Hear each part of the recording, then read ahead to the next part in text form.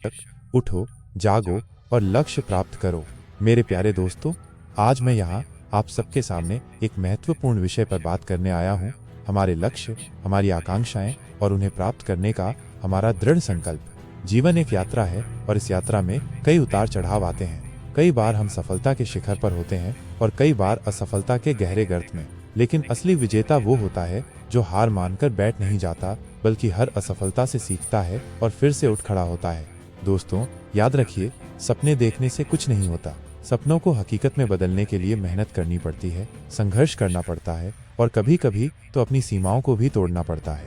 आप में से कई लोग शायद ये सोच रहे होंगे कि उनके सपने बहुत बड़े हैं या उनके रास्ते में बहुत सी बाधाएं हैं, लेकिन मैं आपको बताना चाहता हूँ कि कोई भी सपना इतना बड़ा नहीं होता जिसे आप अपनी मेहनत और लगन से पूरा न कर सकें, और कोई भी बाधा इतनी बड़ी नहीं होती जिसे आप अपने हौसले से पार न कर सकें।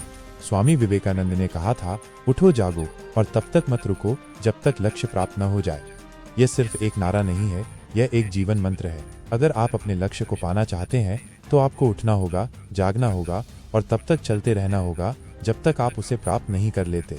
आज मैं आप सबसे ये वादा चाहता हूँ कि आप कभी हार नहीं मानेंगे। आप अपनी कमजोरियों को अपनी ताकत बनाएंगे और अपनी असफलताओं को अपनी सफलता की सीढ़ी।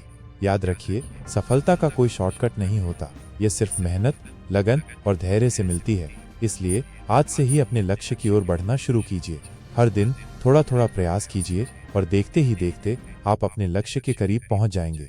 अपने अंदर के जुनून को जगाइए, अपनी क्षमताओं पर विश्वास कीजिए और दुनिया को दिखाइए कि आप क्या कर सकते हैं।